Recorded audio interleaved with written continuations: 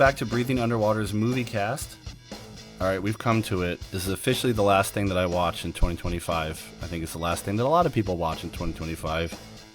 Of course, we're talking about Stranger Things 5. And look, I did a whole episode about Stranger Things a few years ago when season 4 came out. That's episode 18 of this podcast. And I cover not just season 4, but how I felt about the first 3 seasons and how season 4, like a lot of people, because I'm really not that unique, because I am, like most people, I have pretty average opinions on things. I like to think that that makes me more relatable than boring, but you can be the judge of that. Sorry, I don't have huge hot takes on all this stuff. But season 4 brought me back into the fold after I was pretty disillusioned after a couple mediocre to sometimes a little annoying lows that season 2 and 3 got into. And that cliffhanger at the end of season 4, like most people, I just assumed was a huge status quo change. That finally, for once, a show on this scale wasn't going to revert back to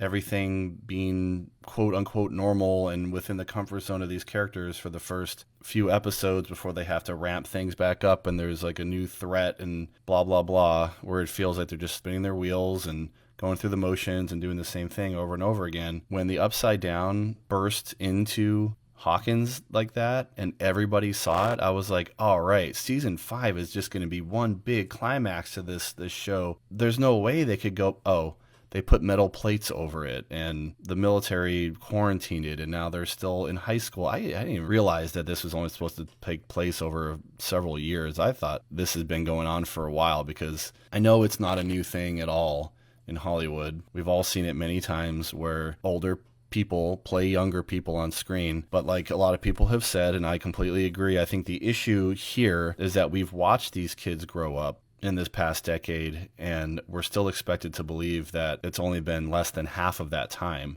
where they've gone from like little kids, pre-tweens, to being these full-fledged adults with 5 o'clock shadows. I think that's the issue there. I think if they were the age that the actors are now playing high schoolers, and this was the first season, yeah, it would have been conspicuous, but it would have been expected. We see that all the time. And we've also seen kids grow up in media, for sure, and play younger versions of themselves. But on this scale, I think this was finally the straw that broke that suspension of disbelief camel's back for a lot of us. And I found it hard to take in season 4, but this season was like, all right, just find a way to jump forward in time in the story. Like, why are we still in high school?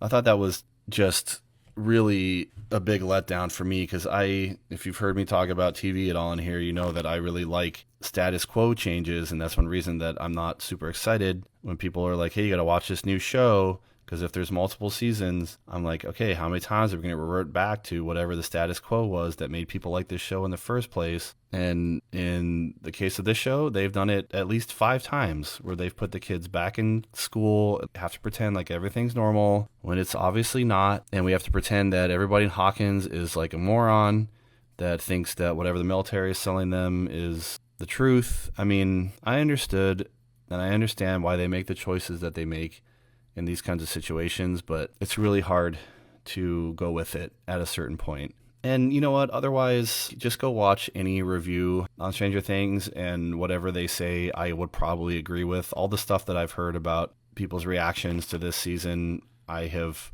really generally agreed with, and I haven't had any big issues with their takes on it, and I felt the same way while watching it. Like, the exposition scenes were so unnecessary and so obnoxious, but also understanding Netflix's modern philosophy about second screen content, I wasn't surprised. So it made it harder to be super shocked and disappointed and grab my pitchforks and torches. Like, how dare you, Netflix? Because like, I know what they're trying to do, and the kind of content consuming zombies that they're trying to make us into already have made us into. The first couple seasons of this show, especially the first season, was made at a very different time, and a lot of the things that were wrong with the later seasons, I think, are just symptoms of much, much bigger issues than the Duffer Brothers are responsible for. But I also think they do have a responsibility as artists to try to tell the best story they can. And we hear all the time about people that fight against the system, which is so ironic because that's the whole point of this show is like kids and outcasts and the most unlikely people fighting these big battles where the established system can't or won't or is actively like working against overcoming these things. The Duffer Brothers in a way are kind of like the kids in Hawkins, or they could have been, but instead they ended up being more the establishment because they obviously went along with whatever Netflix wanted from them, and fair enough, they're the ones bankrolling this whole thing. But man, it would have been so cool to hear that like Duffer Brothers and Netflix duke it out over creative direction, and Stranger Things 5 is moving over to HBO or Hulu, but no, go along with it. And people are talking about it now, and maybe they were talking about it back early on, but as early as season 2 for me, I was questioning the inclusion of extra characters in this story because you already had 4 main kids and their families and Elle and her whole situation at the DOE. There was a lot of characters established just in season 1. And it's not super an ensemble show. It kind of is, but I mean, from the 4 main kids, one of them isn't even in the first season. And kind of like Harry Potter, you have Mike, Lucas, and Dustin are all kind of different sides to this bigger sort of character of the outcast nerdy kid. One's more of the brains, one is more of the comedic relief and all that kind of stuff. Yeah, they have their own arcs and everything. I guess you could definitely call it an ensemble show, but really this was Eleven's story through and through, and we've known that from the beginning. She's the one with the most to overcome. She's the one with the most mystery and mystique. So even as early as the beginning of season 2, when they added Max and her brother, I was kind of like, why? I mean, I like Sadie Sink a lot, and I like Max's character a lot, but in context of this show, I just felt like they included her without any really big plan other than to be a little bit of a conflict for Elle at first, and then they just kind of kept her around. Same thing with Maya Hawke's character, and then all of the other additions that have come since. I think the most interesting character from the extended cast in terms of his potential for both an arc and a sacrifice or some kind of exit from the show that would have had a really profound ripple effect on the rest of the show, a la Charlie in Lost, who I love that character and I didn't want him to die, but his death was so profound.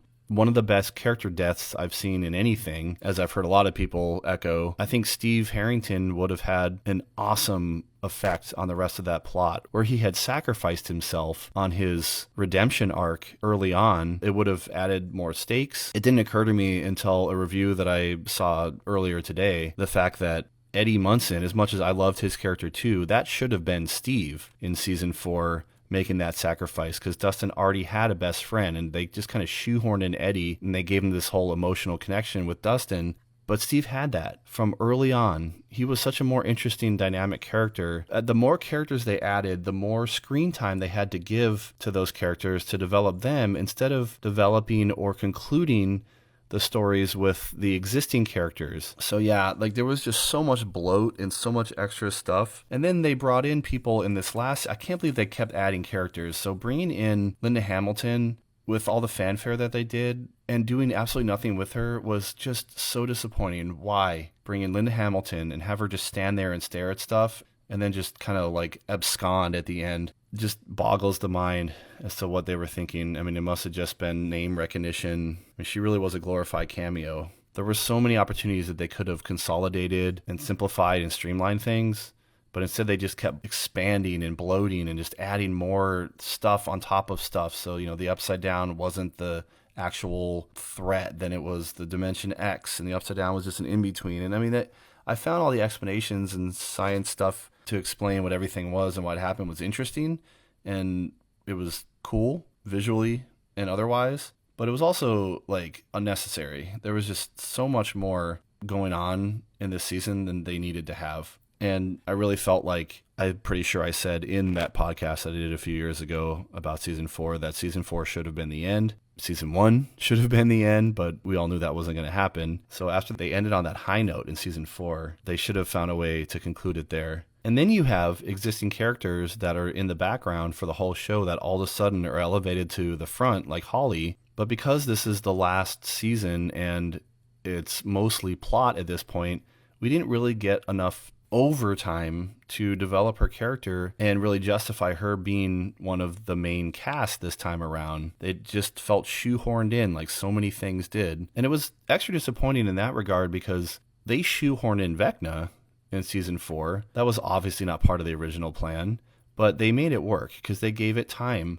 That whole season was about Vecna, whereas this season was so much of a climax to season 4 instead of being its own story like season 4 was, that shoehorning in stuff like Holly, it just felt so conspicuous and so rushed. Instead of all that exposition about Max's time in Henry's head, they could have just had Max take Holly's place and just already be there in his head. I don't know. And then you have these extra characters like Derek, who I found vastly entertaining and really funny, and I like that he had a little redemption, but he was just unnecessary. Then you had all these other kids too that they're trying to save, and we don't get to know any of them, but we're supposed to care about them because they're, the key to everything. Whew, it was just a lot going on. But I forgot to mention this up front, that I watched with my wife the finale of 5 in the theater the other night. Just like Wake Up Dead Man, I was trying to give a little bit of a up yours to Netflix by seeing it in theaters instead of watching it at home, even though, of course, I'm still putting money into that machine, so I know that it's not actually any kind of rebellion. But we went back to that same theater with the recliner seats, and it was glorious. And that was really my biggest takeaway from all of this, was that with shows on this scale, especially this time that we live in now, where you can make basically like movies as episodes of television, and I'm not talking about how Marvel like serializes their movies. I'm talking about how Stranger Things in season 4 had like hour-and-a-half episodes, like every episode, which is feature-length movies essentially. And also the scale, the amount of characters, the special effects, all of it is very cinematic. So even though these are TV shows, I love the idea about seeing the finale in the theater because it just felt bigger and more climactic that way. And also I didn't have to sit through the ads because I'm not a bougie premium member of any of these streaming services. I have the ad level. But I love seeing the theaters. As much as I was disappointed by so much from this season, that experience really made it all worth it. I felt more emotionally engaged with it, I think, because I wasn't sitting on my couch. I didn't have my phone. Well, I did, but I'm not going to be that kind of person and pull it out in the theater. And even with all the issues that I had, especially in that context of having it be presented in a very cinematic way, I did choke up at the end. Especially, I loved how they did that little twist where the kids had the opportunity to go to a party, and like be cool kids for once. But instead they ended where they started, as proud nerds in the basement playing D&D, because that's really what that show was all about, was like discovering the solidarity in those shared experiences and how that bonds people beyond arbitrary collective things like going to school together or whatever. The show was about friendship and the strength and how that empowers people. And I thought that, like Lost, as much as there were major issues in the last season, actually there's a lot of parallels with Lost now that I think about it, but even with those issues and so many things not being satisfactorily resolved in the final episode, they did what Lost did, and they made sure to have a nice long denouement or conclusion for the main cast of characters, an emotional come down from all these seasons of intense character stuff and everything. I thought that was the smartest way they could have gone with that. If they weren't going to kill a bunch of people off like we were all expecting, at least they could give them not all necessarily happy endings, but conclusive endings that felt more or less right for the characters. Again, that commentary that I heard today mentioned how Nancy had become like Rambo, this full-fledged 80s action hero, and then she just goes back to being a reporter, where she could have easily been like a Green Beret or something.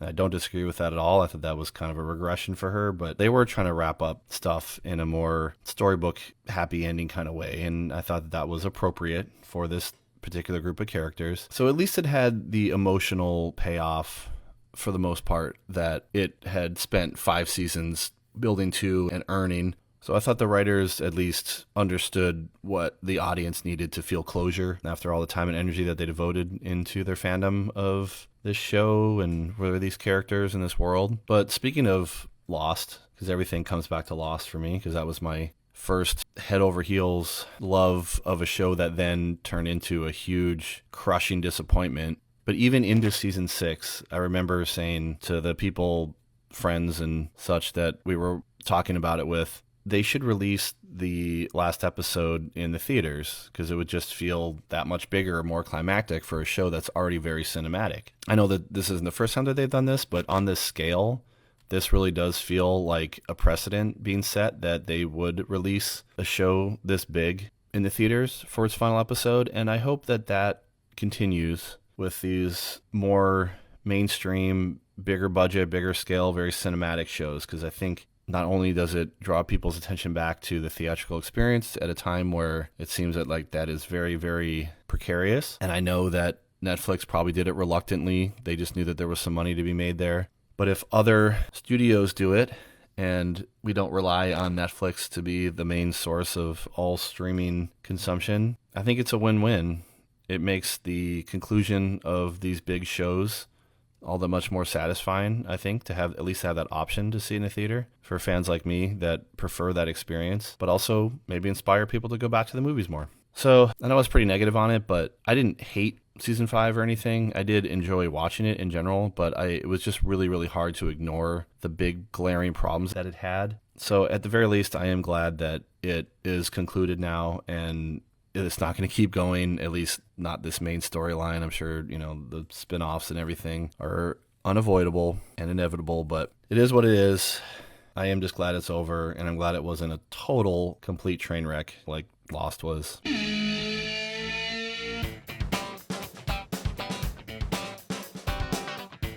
And lastly, I just want to circle back to something that I said in episode 18 of this podcast, where I was inspired to talk about Stranger Things after seeing season 4 a few years ago. And I talked about how as early as, 2010, I think, when the final season of Lost ended, but then a couple more times throughout the 2010s, where I've been disillusioned by long-form, serialized, what a lot of people call peak television, where these shows with very unique, sometimes high concept, sometimes pretty universally appealing shows hit the zeitgeist and everybody's into them and everybody's talking about them and everybody is saying, oh, you haven't seen this? You got to see it. It's so good. And most of the time they're not wrong. They're really good quality shows at first. But then like what I experienced with Lost, where I was so into it, and then by the time that season 6 started premiering, I realized that there was just no way they were going to be able to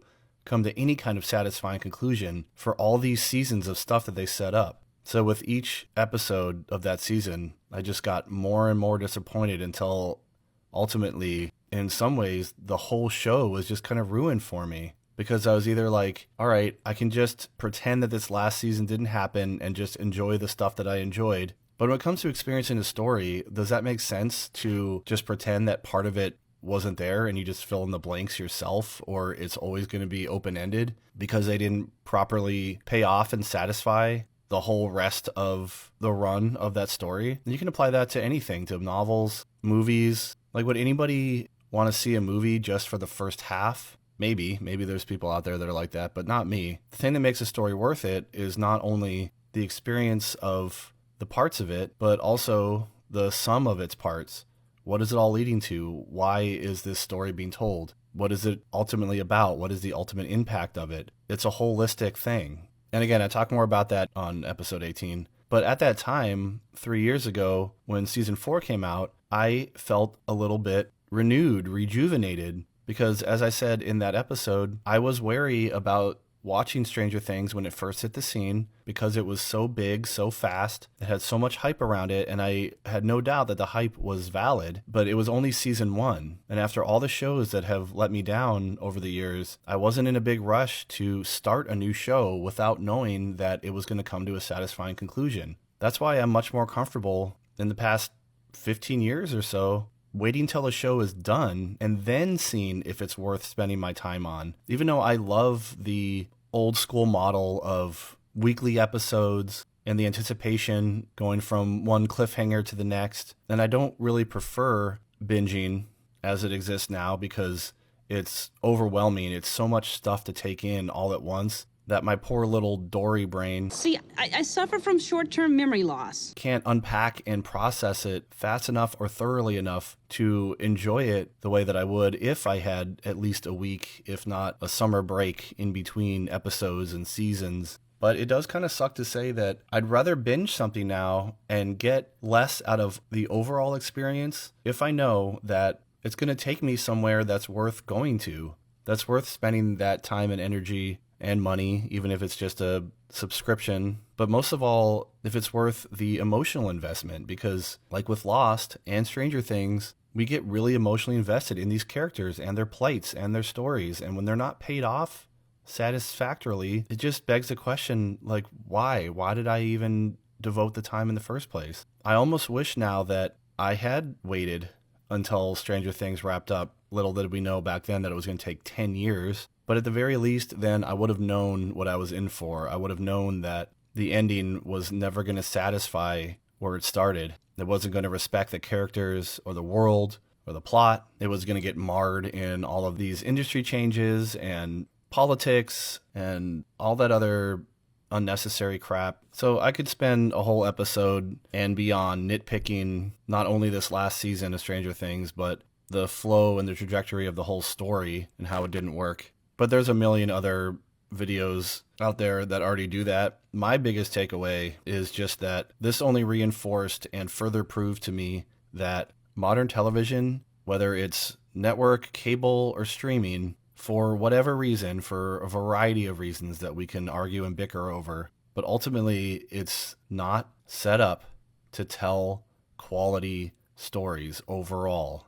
It seems like they know how to start them really good, but a story is not just its beginning. As Brian Cox, playing Robert McKee in Spike Jonze's adaptation, so infamously said, One of them in the end, you got hit. And Stranger Things is just yet another one on the pile to prove this point and yet ignore it completely. And it's just a reminder to follow my instincts of what I've known for more than 15 years now. If a show hits the scene and everybody loves it, don't buy into the hype. Wait until it's definitively over, and then see if it's actually worth starting at all.